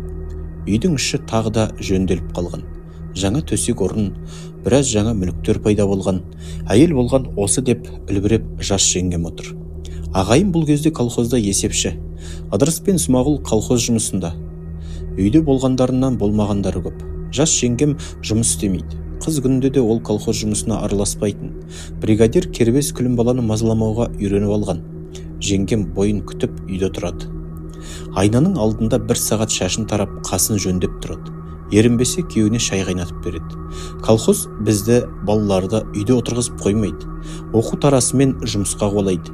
Егіннің арамын шөбін жұламыз. Көк егінді тазартып, қарық қылғаннан да тап бүлдіруіміз көбірек. Шілденің дәл қайнап тұрған кезінде ағайымды колхоз Алматыға 3 айлық есепшілік курсқа жіберді. Енді үйде жас сылқым жеңгем екеуміз ғанамыз. Бригадир Көпекбайұлы Бәзіл. Қара күшке мығым бойдағы жігіт. Таңертең үйді кезіп, жұртты жұмысқа шығарады. Бұрынғыдай емес, енді ол біздікіне де келеді. Ат үстінен «Кім бар?» деп дауыстайды. Бұл Ыдырыс пен Смағұл үйде бар ма, жоқ па деп тексерген оны. Жоқ екенін біледі де аттан түседі. Атын есіктің дәл көзіне қаңтарып қоя салады. Есіктей жуас мал қойған жерден тыпыр етпейді. Аласа тар есіктен Бәзіл қолбиған үлкен денесімен екі бүктеліп әрең сиып кіреді. «Әй, сен не жұмысқа шықпай отырсың? Бар», дейді Бәзіл маған. Оны мұны сылтаумен мен дереу кете қоймаймын, бөгеле берем. Бәзекеңнің басында жаман ой бар екенін сезем. Сен келіншектің үйде отыруың жетті, енді жұмысқа шық, дейді Бәзіл Күлімбалаға. Бұйырып шындап айтқан болады. Бірақ арғы көмекей бос. Күлімбала сызылып: «Сонда не жұмыс бересің?» «Күрек алда ана Мариялармен бірге арық қыз. Оған менің күшім келмейді. Онда қамба тазала. Шаңға тұншығып өлмеймін бе? Шөмеле сал. Күн өтсе басым ауырады.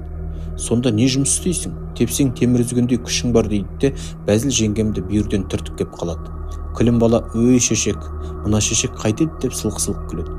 «Бәзекеңе керегінің өзі дос. Немене, өтің жарылып кетті ме?» дейді де енді ол жеңгеме дүрсе қоя береді. Тышқанды басы салған мысықша нәзік жеңгемнің әптер-тәптерін шығарады. Ойнаған болып құшақтаймау, шымшимау, төсекке алып ұрып қытықтайма, әйтеуір білгенін істейді. Мені адам екен деп көзі келмейді. Жеңгем менен қаймығып қана «Қой, ей, бала қой» деген болады. Бірақ онысында зіл жоқ. Оның қойы тағы түрт, тағы шымшы дегенмен бірдей. Аю тұлғалы Бәзілге әлі келмесін білсе де, Күлімбала оған өш алған болып енді өзі тиіседі. Бәзілді өшіктіре түседі. 12-13 жасар бала бола тұрсам да, менің білмейтінім бит астында. Бәзілдің біздің үйге келуін жаратпаймын. Ол аттан түсе бастағаннан ақ кеудемде жеңгеме деген қызғаныш оты тұтанып, қолымнан келсе Бәзілді шайнап жеп қоюға дайынмын. Күндіз Бәзіл біздің үйде көп бөгеле алмайды. Жеңгем мен үйдің ішінің әптер-тәптерін шығарады да жөнеп отырады. Кешке жатар кезде тағы да сопаң ете қалады. Бұл жолы ол ат мініп айқай салып келмейді. Жаяу, үн-түнсіз, кеш жарық деп кіріп келеді. Жеңгем кесте тігіп, мен кітап оқып отырмын. Аласа есікті денесімен жауып, Бәзіл қалбиып тұрып қалады. «Ыдырыс Смағұл қайда?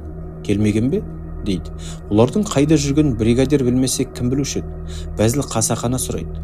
«Келген жоқ» деп жеңгем дұрыстап жауап қайырады. «Сен келіншек не істеп отырсың? Бұл не бұл? Күндіз түні қадалып тігесіңде отырасың, колхоз жұмысына шық десе шықпайсың. Тоқтап тұр, байың келсін». Бәзіл ешкім отыр демей-ақ төсектің үстіндегі жеңгемнің қасына зілдей боп сеткал кереуеттің белін қайыстырып отыра кетеді. Әдемі жиналып қойылған жастықтар орындарынан шоршып түседі. Кешқұрым келген Бәзілге менің көз қарасым бөлек, бірақ оны ол байқамаған болады. Жеңгеме залалсыз қалжың айтқан болып ара-тұра колхоз жұмысында сөз етіп қойып асықпай отыра береді. Қолдан туралған көк темекін таяқтай етіп шылым орап тартады. Желдеткіш жоқ, үйдің іші ащы көк түтінге толып кетеді. Жеңгем маған қамқорсығандық білдіріп: «Ұйқың келсе жатып ұйықтай ғой» дейді. Бәзіл кетпей, ішімді сақырдай қайнатқан қызыл көз пәле кетпей, менің ұйқым келетін бет. Ақыры Бәзіл кетпек болады, орнынан тұрады. «Әй келіншек, қуыс үйден құр шықпа деген тіпті ырымға жаман ғой, тым болмаса бір шыны суың бар ма?» Жеңгем ауыз үйден Бәзілге су әкеліп береді. Бәзіл жарымын ішеді де жарымын Күлімбаланың бетіне шашып жіберіп тұра қашады. Жеңгем «Қу шешек, сені ме?» дейді де тұра кеп қуады. Ауыз үйдің, төр үйдің есіктері аңқиып ашылған күйінде қалады. Дала қараңғы, тас қараңғы. Қашушы да, қуушы да қара сияға батқандай жоқ болады. Мен жеңгем тез оралса екен деп күтіп отырамын. Ішім безгек болған адамдай бір суып бір қызынады. Жеңгем кешігеді. Жүгіріп есік алдына шығамын. Олай-бұлай көз тігіп құлақ түрем. Ешбір сыбыр естілмейді. Менің безгегім асқына түседі. Бір кезде өкпесі өшіп алқынып жеңгем келеді. «Қу шешекті сонау көшенің басына дейін қудым. Жете алмадым. Бәлем тоқтап тұр. ертең осы үйге келерсің. Жеңгемнің шашы мен киімдері бәзілді қуамын деп одан бетер ұйпа-тұйпа болған. Арқасында шөп шалам жабысып қалған. Кеңсе ана ауылда. Жұрт түгел колхоз болып біріккен. Жекеше деген сөз енді ауызға да алынбайды. Бәрі колхоздікі. Жерде, суда, адамда. Қостөбеде тұрақты дүкен ашылған. Ауыл совет кеңсесіне телефон түсірілген. Жеке адамдар жаздырып алатын газет журнал көбейген. Сауыны, малы жоқтарға бір-екі ешкі, бұзау, тана секілді мал үрестіріліп берілген. Біздің үйге түйген тайпиген қоңыр ғұнажын келер жылы бұзаулауы мүмкін. Ол бұзауласа Құдай бізді жарылқайды. Өзіміздің сүтіміз, айранымыз болады. Көже қатығымыз болады. Май құртымыз болады. Қазақтың қарны малмен ғана тояды. Қорадан мал иісі шыққанның өзіне береке кіріп қалғандай болады. Осы жаз Қостөбеде жаппай отырықшылану басталған. Жаңа поселок төшке салу қолға алынған. Киікбай ауылы мен Найза ауылының екі аралығы бос жатқан жазық еді. Қазір сол жазықты қыбырлаған көп адам балшықтан кесек құйып, екі пәтерлі, 2-3 бөлмелі, түзу көшелі, еңселі үйлер тұрғызылып жатыр. Осыны ауыл адамдары төшке дейді. Қабырғасы қаланған үйлердің саны біртін-біртін көбейіп келеді. Іші сыртын сылап, есік терезе орнатса, төбесін жапса, қазіргі қожалақ тамдардан 10 есе артық Ақсарайдай әдемі үйлер болып шығады. Нағыз жаңа ауыл міне сол. Біз балалар бұған қуанамыз. Қаланып болған үйлердің ішін аралап, тамашалап қараймыз да, мынау біздің үй болады. Мына үйге біз кіреміз деп үлкендердің атынан сөз сөйлеп томпішеміз. Төшке салу жұмысы жаз бойына бір бәсеңдемеді. Қайта көрші колхоздардан көмекшілер келіп, 2-3 айдың ішінде 10-нан аса үй түзіліп тұра қалған еді. Күндердің бір күнінде бұл жұмыс тоқтады. Неге екенін кім білген, қайтып қолға алынбады. Күз өтті, көктем өтті. Жаңа үйлер сол күйде ұмыт болды. Төбелер жабылмай, есік терезе орнатылмай қалып қойды. Бітпеген үйлерге бір кезде бір адам көшіп барып кірмеді.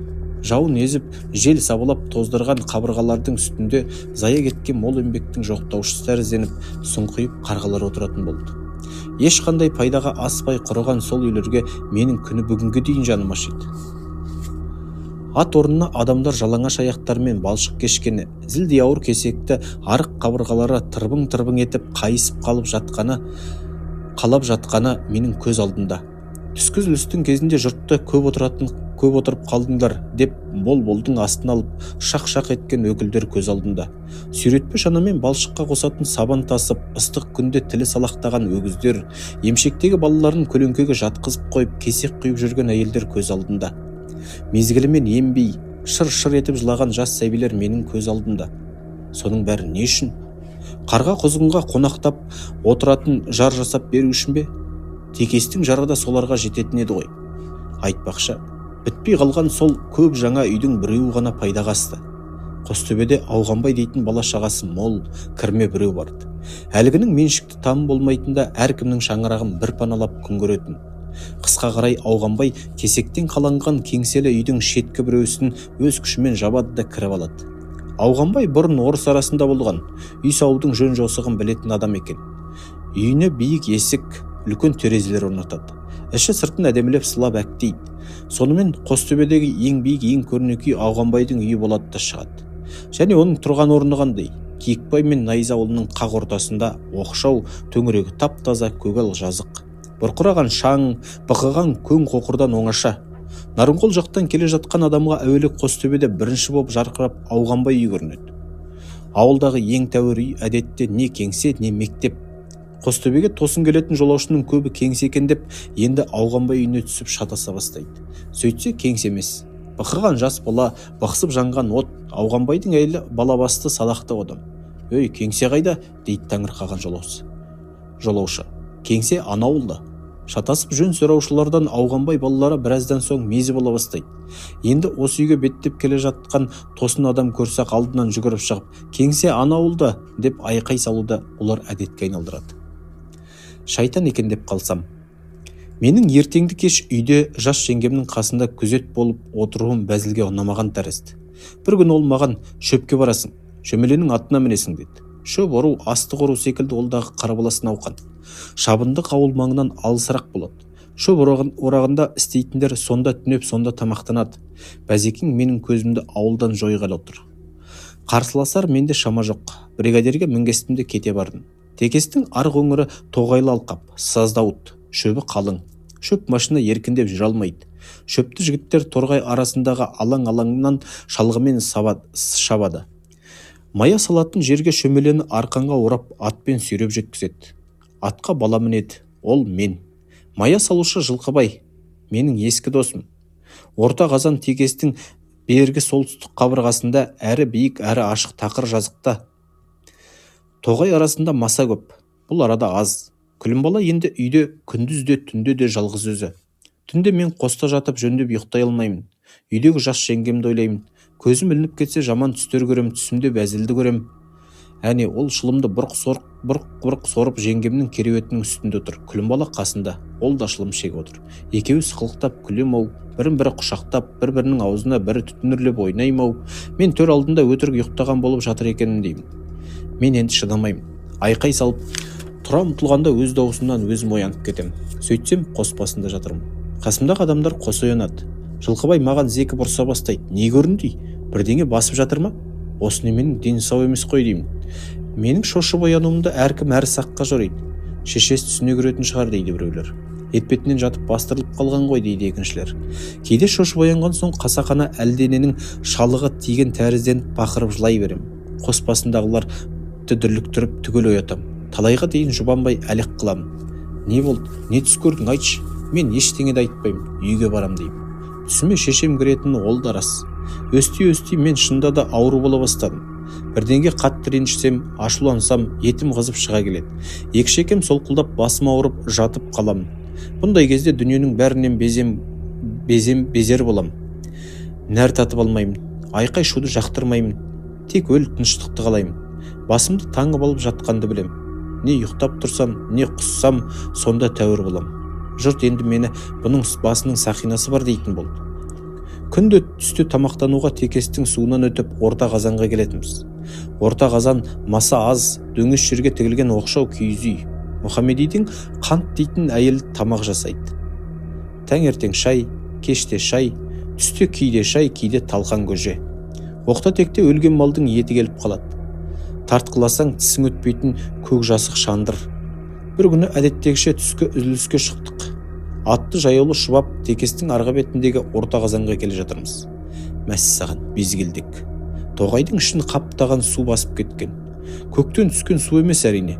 Шілденің нағыз ыстық кезінде тау басындағы қар ағыл-тегіл ериді де текеске құяды. Әшейінде мұп-момақан болып жататын текес өстіп шарасынан асып тасиды. Бүгін күн ерекше ыстық болған еді. Соған орай текестің тасуы да сойқан екен. Судың түсі қызыл күреңденіп өзгеріп кеткен. Тоғай ішіндегі су мұнша болғанда текестің өз арнасынан дәл қазір көлік өтіп болмайды. Атты да, адамды да жанға құрлы көрмей ағызып әкетеді. Шөпшілер орта қазанға бара алмай қаңтарылып тұрмыз. Не істеу керек? Көпір төмен Қостөбенің тұсында. Көпір айналып баруға тым алыс. Маяшы 4 адам, шөмеле салушы 4-5 әйел және бар. Бәріміз 10 шақтымыз. Мен барып келейін, тамақ әкелейін, судан өте аламын дедім. Қалай өтесің? Жүзіп өтем. Жұрт жамырап кетті. Қой, сумен ойнама, ағып өлесің дейді біреулер. Біреулер өлгің келсе бара ғой дейді. Үшіншілер, бұл өлмейді, текестің суы арық емес пе, Бердібек балық емес пе деп бекер айтылды деймісің, барасың дейді. Мен баратын болдым. Тоғайдағы судың біраз жеріне дейін атпен кешіп келдім. Әрмен қарай терең, жұмыстан қажып жүрген арық атқа сену қиын. Атты сол арада қалдырмақ болдым. Бар киімді шешіп, ердің үстіне байладым. Енді міне, тыр жалаңашпын. Труси менде жоқты. Шалбармен жүз алмайсың. Тоғай ішіндегі судың өзі көкірегімнен келеді. Монтиып жататын текес көк долы дарияға айналған. Жүрексініп біраз қарап тұрдым да қойып кеттім. Құлаштап жүзіп келем. Өзіме өзім сенем. Ағын күндегіден қатты. Маған ырық бергісі келмейді. Жаға жақын. Міне, қолым ілінді. Тыр жалаңаш болып жағада тұрмын. Ар жағынан 100 метрдей жерде киіз үй, орта қазан. Онда қазір тым тырыс. Судың бұжақ бетінде істейтін басқа шөпшілер тамақтан тарап кеткен. Не істеймін? Тапайдың тал түсінде тыр жалаңаш қалай барам? Бармаймын. Және бармай, және болмайды. Киіз үйге қарай жүгіріп келем. Кім болса сол болсын. Үйге тез кіріп, қолыма іліккен киім бірдеңемен тәнімді бүркей қалмақпын. Есік түсірілі, тым-тырыс. Үйге жақындап қалдым. Кенет киіз үйдің есігі жалбаң етіп ашылды да қолында тегеші бар Қант шыға келді. Ол үйде жалғыз екен. Тыр жалаңаш жүгіріп келе жатқан мені көріп, шайтан көргендей баж ете қалсын. Қолындағы қамыр салған тегеш құлап қалды. Менің бөгеліп түсінісіп жатуға уақытым жоқ. Тоқтамастан үйге зып беріп кірдім де кеттім. Керегенің көгінде Мұхамедидің ұзын шекпен ілулі тұр екен. Үстіме соны жамылып далаға қайта шықсам, Қант жоқ. Сөйтсем, жаулығының ұшы желбең-желбең етіп анадайда безіп барады. Қант, қайда зытып барасың, бұл мен ғой. Қант сенбегендей таңырқап қарап қалыпты. Ақыры таныды. Өкілеп, бірбақ қолмен жүрегін ұстай береді. Әй қушешек, тырдай болып жүгіріп келе жатқанға мен қайдан білейін, шайтан екен деп қалдым. Мен күлкіге қарық болып жатырмын. Бірер шыны ыстық шай ішіп әлденіп алдым. Енді ар жақтағы шөпшілерге тамақ алып қайтуым керек. Қазанға қарып пісірілген үлкен бір жаппа нан берді Қант. Бұны қалай әкетесің? Бір шүберек бер. Соған орап арқама байлап алам. Қанттың үлкен қызыл шыт дастарқаны бар екен. Қинала тұрып әрең дегенде соны берді. Дастарқаным ағып кетіп жүрмесін деп таптап айта береді. Байқа, су жаман, өзің ағып кетіп жүрме демейді. Су бойына дейін Мұхамедидің шекпенін жамылып келдім. Қант анадайда қарап тұр. Нанды арқама келтіріп дастарқанды мойныма байлап жатырмын. Шекпен сыпырып тастап суға қойып кеттім. Жотамдағы нан су болмас үшін кеудемді мүмкін болғанша көтерем алтуға тырысам. Шөпшілер риза болып қаужаңдасып қалды. Төбемнен төгіліп жатқан мақтау сөздер қаншама. Көне заттар музейі. 4-шіні оқымаққа тағы да Сүмбеге келдім. Нағашым үйі бұрынғыша тамды емес. Ол арадан көшіп басқа тамға кірген. Бүлкең өткен көп қара көк қоян бар емес пе? Ескі үйдің төбіне солар жеткен екен. Іргеден үңгіп қазып алған қалың іннің бірінен бір күні түн ішінде сарқырап су кіре бастайды. Төр алдында жатқандар дүркіреп оянып, шошып оянады. Шам жағып қарайды. Сөйтсе қоян екен інді қаза-қаза үйдің сыртындағы су ағып жатқан арыққа жеткен екен. Арықтағы су үйге қарай лап қойған. Онсыз да асты шылқап жатқан су там енді тұруға жарамсыз болып қалған. Осыдан соң атам қоян атаулының бәрінің басын кесіпті. Енді қоян асырасам, екі көзім желкеме бітсін деп ант ішіп отыр. Нағашымдар отырған қазіргі үйде бұрынғы үй секілді 3 бұлың қоржынға ұқсас. Бір бөлмеде өздері тұрады, ортаңғы бөлмеде ас дайындалады. Кітап бетіндей ғана ойық терезесі бар, оған жалғас 3-ші бөлме қойма. Онда әр алуан зат сақталады. Бұл бөлмеде жоқ нәрсе жоқ. Қап-қара арпа, қап-қап арпа, бидай, қыста жағатын отын, қурай, тезек, сонау көшпенділік заманда баспана еткен киіз үйдің уық керегелері, киіздері, ескі ер тұрман, тағысын тағы. Қысқасы бұл бөлмеде не зат бар екенін түгел санап шығу мүмкін емес. Одан да сіз кіріңіз де өз көзіңізбен көріңіз. Мынау үңірейген үлкен қуыс есік. Төбеңізді соғып алмай еңкейіп байқап өтіңіз. Жарық бұл бөлмеге кітап бетіндей ойық терезеден емес, негізінде осы есіктен түседі. Сыртқы есік жабық болса, мұнда тас қараңғы. Сырт есік ашық болса, осындай алагеуім. Қапа болмай аз ғана сабыр етіңіз. Кімде болса көз үйреніп болғанша өстеді, ештеңе байқай алмайды. Әне, енді көріне бастады. Анау бұрыштағы текшедегі жиналған зат тезек. Оған қатарлас қаттап тізіп тастаған қалың бау ши-қурай. Бұның бәрі Бөпке апамның қыста жағу үшін тасып жинай берген отын қоры. Анау үйіліп жатқандар әлгі айтқан киіз үйдің ағаш киіздері. Мынау үлкен фанера жәшікте ұн сақталады. Анау кішірек жәшікте кебектің іші толы жұмыртқа. Тоқтаңыз. Төбе жақты байқап қалмай ілгері қарай баспаңыз.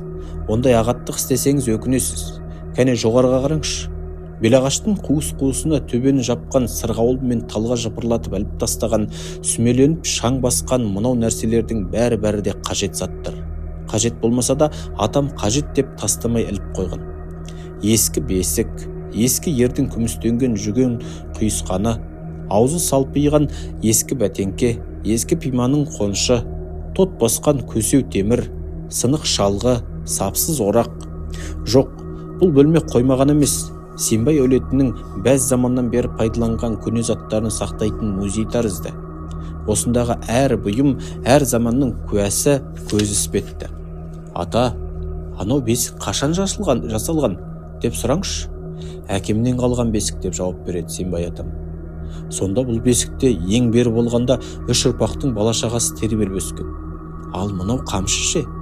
Жігіт кезімде бөпкені аларда осы қамшыны ұстап барған едім. Ал мынау ескі күміс белбеу. Бұл әкемнің әкесінің белбеуі екен. Қайын атасы зергер адам болып, оны сол сыйласа керек. Қаңсыған көне заттардың әр қайсының осындай әріге кетіп жатқан тарихы бар. Қапасқа қамалғаным. Күнде кешқұрым өрістен мал қайтатын кезде бала-шаға табынның алдынан шығамыз. Жан сақтап отырған бір сиырымызды тосып алып үйге айдап келеміз. Әдетте ала сиырды қарсы алуға Рамазан екеуміз шығатын едік. Бір күні Рамазан сырқаттанып қалды ма, есімде жоқ. Қолыма жіңішке бір шыбық ұстай салып, дағды болған қызметіме мен жалғыз кеттім. Табын сүмбенің сайының ішінде жайылады. Қарындары шеңбірек атып, тойынған мама сиырлар қара жолдың бойымен шұбап келе жатыр. Бұзауын сағынған кейбір шыдамсыз құнажындар жіңішке даусымен өңешін соза мөңіреп, мен келе жатырмын деп хабар беріп қояды. Біздің жасамыз ала сиыр өзін маңғаз ұстайды. Жөн жосықсыз мөңіремейді. Әне, ол екеуміз біріміз алыстан таныдық. Маған келе жатырсың ау дегендей ала сиыр алдыма түсіп айдалуға бейімделе берді. Жалаңаш аяғыммен жолдың май шаңын бұрқ-бұрқ кешіп, қаннен қаперсіз сиырдың соңынан келе жатырмын. Қай жермен қалай жүріп отыруды ала сиыр өзі біледі. Жолда колхоздың ат қорасы бар. Сол араға келгенде кенет ағаштан мылтық қылыш жасанып алған 3 бала жау көргендей еліріп, қалқадан оралап шыға келді. Үшеудің бірі менің ескі жауым Баймырза. Бұлар мені анадайдан көріп бұғынып тосып тұрған. Қарақшылар жолымды бөгіп қоршап алды. Кеуделерімен қағып, қылыштарын көтере ұстап қоқан-қоқан етеді. Баймырза бұйырып, қайт кейін деді. Неге? Біздің көшеменен неге жүресің? Ана өз көшеңмен жүр. Шатақ іздеген Баймырзаға бұл тек сылтау ғана. Жігітті намыс өлтіреді. Жалғыз бола тұрсам да айбарымды сақтауға тырысамын. Сенің әкең салған көшеме? Қайт деген соң қайтпаймын. Баймырза мен оның нөкерлері енді сөзден іске көшті. Көкірегімнен итеріп, тақсырып күш көрсете бастады. Баймырза кеудемнен бір түйіп қалса, мен де бір түйіп қалам. Ол 2 түйсе, мен де 2 түйім. Түйген олай емес бұлай деп есемді жібермеуге тырысам. Жерде жұдырықтай тас жатыр екен. Соны тез еңкейіп іліп алдым. Ал бәлем, енді мен дағы құр қол емеспін. Аналар қылыштармен ұратын болса, мен бас көздемей таспен ұруға дайынмын. Ал ұра ғой деп Баймырза кеудесін алдыма тосып қасқая қарайды. Сен ұр. Жоқ, сен ұр. Сен ұрсаң мен дұрам. Төбелес қой Баймырзада өткірлікте шапшаңдықта бар. Тас ұстаған қолымнан қалай шап бергенін байқамай да қалдым. Екеуміз алысып жатырмыз. Баймырза маған қарағанда сүйектілеу әрі күштілеу. Айт десе шап беруге дайын тұрған 2 көмекшісі тағы бар. Мен лездақ шөуінің астында қалдым. Бір аяғымнан басып, атаманның өзі өр кеудеме атша мініп алды. Менің ашуым шегіне жеткен. Беріспеудің бар әрекетін істеп баған. Бұлқынып тыпырлаймын. Баймырзаны желкеден теппек болам. Аузыма іліккен жерін бөксеріп тістеп талмақпын. Бірақ шөудің аты шөу, әлімді келтірмейді. Баймырза кеудемді одан бетер жаншып, 2 қолымды 2 жаққа тарабита жерге тіреп ұстап алған. Ағатай де, жалынсаң тұрам дейді. Басымды кесіп алып жатса жалынармын. Жалынбақ түгіл 7 ата 7 бабасынан тартып, тілімнің жеткенінше тұздықтап тұрып оқытаймын. Құдай күшті мол етіп бермесе де қалақайдай ащы тіл берген. Баймырза мен оның серіктерінің ар-ожданын пышақша тілгілейтін небір аяусыз уыт сөздерді тауып айтам. Өлген қатқан тірі жүргендерінің де бірде-біреуін құр тастамаймын. Баймырза мен оның нөкерлері одан бетер егесе түседі. Бір жіп тауып әкеліңдер, иттің баласының аяқ-қолын байлап шұңқырға тастап кетейік. Нөкерлерінің бірі қораға кіріп кетті де жіп тауып әкелді. Шөлеп қолымды артыма қайырып байлап жатыр. Байла әкеңнің аузын. Бәрібір түбінде өшімді бір аламын. Атқораның төңірегінде бір кезде балшық жасағаннан қалған терең апан шұңқырлар. Мені соның біреуіне тастап жібермекке шөлеп сүйреп әкеле жатыр. Ала сиыр әлгінде артына бірер қарап бөгілгендей болып еді, енді ол да көрінбейді. Тастаңдар, тастап көріңдер деймін сес қылып. Шұңқырға тастамай-ақ өзім мына жәшікке бастырып тастасақ қайтеді? Дұрыс, бер тарт, бастырып тастайық. Шыға алмай жатсын бәлем. Ат қораның алдында астық таситын үлкен арбаның қалың тақтайдан істелген зілдей ауыр қорап жатқан. Мен соған бастырмақ. Бастыр әкеңнің. ағатай десең бастырмаймыз. Өліп кетсем де дегенімнен қайтатын мен емеспін. Қораптың дәл қасына мені етпетімнен сұлатып жықты да Баймырза тізесімен қимылдатпай басып тұрды. Ана екеуі қорапты оп-оңай аунатып үстімнен көміп тастады.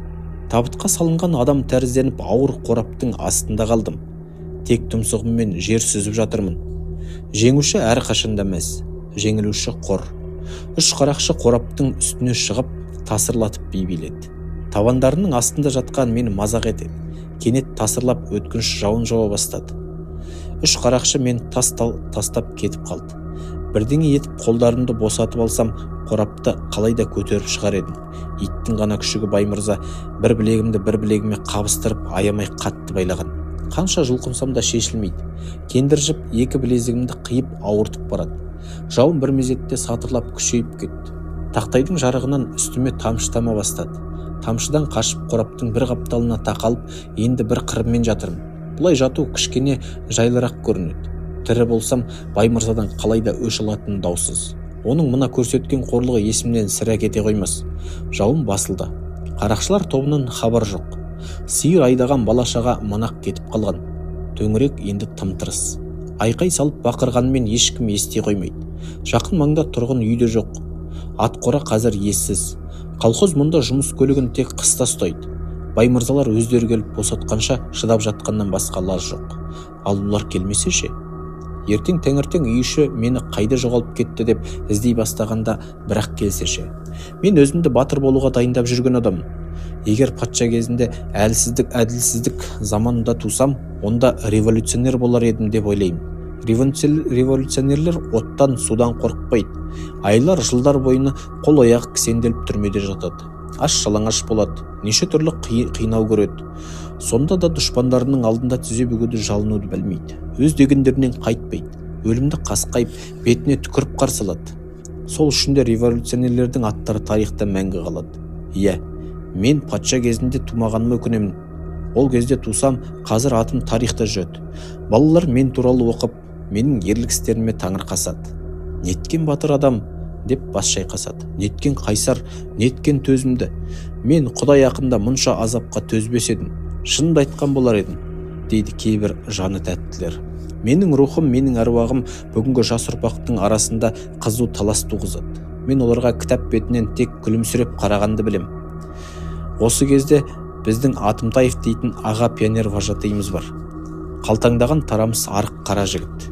Өз жұмысына жанын салады. Сабақтан тыс уақытта да бізге маза тапқызбайды.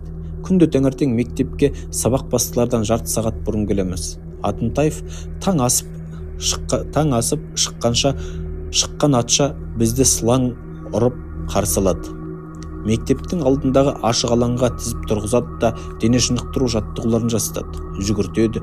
Кешігіп қалсаң немесе келмесең, онда ол әкеңді танытады. Мәселеңді пионер жиынында қарайды. Атымтаев саясатсыз бір ауызда сөз сөйлемейді. Пионер жиынында не мәселе қаралмасын, Атымтаев әңгімені 1917 жылдан бастайды. Тап тартысы, Ленин, Октябрь революциясы, барлық сөздің түйіні міне осыған келіп саяды. Патша заманы болса, сен оқымақ түгіл қой бағып құл болып жүрер едің. Осыны неге түсінбейсің? Физзарядкаға неге кешігесің? Ұйықтап қаппын деген не сөз? Дегенде сөз бола ма екен? Бұрынғы заманда болса, бай сен таң бозарып атысымен оятып малға қуар еді. Ұйқы қанбау дегеннің не екенін сонда анық білер едің, дейді Атымтаев. Енді аз жылда бізден басқа елдерде де революция болады. Капитализм жер бетінен мүлдем құрыйды, деп Атымтаев күн демей түн демей құлағымызға сіңірумен болатын еді. Яғни революция әлі біткен жоқ. Революцияның көкесі әлі алда. Ол дүниежүзілік пролетариат революциясы. Мен тым құрыса соған қатыссам деп армандаймын. Осыған іштей дайындалып жүрген адаммын. Қораптың астында жатып өзімді өзім сынаймын. Қиыншылыққа төзе алам ба, төзе алмаймын ба? Мына тар қуыс патшаның түрмесі болсын. Мен батыр революционермін. Ал Баймырзалар мені азаптаушы жендеттер. Мен оларға еш уақытта да жалынбақшы емеспін. Өздері босатпаса қыңқ деместен жата берем. Бір күн түгіл бір ай жатсам да шыдаймын. Қайта олар келмесе екен, босатпексе екен деп тілеймін. Өйткені талайдан көксеген арманына жеткен адаммын. Күн кешкіріп қараңғы тартып барады. Бір кезде біреудің келе жатқан дыбыс естіледі. Сөйтсем Қасымхан екен. Менің қамауға түсіп қалғанымды жендеттер өздері айтқан. Қасымхан оларды боқтай жүріп мені түрмеден босатып алды. Өзімді өзім ақырына дейін сынап көруге мүмкіндік болмай қалды.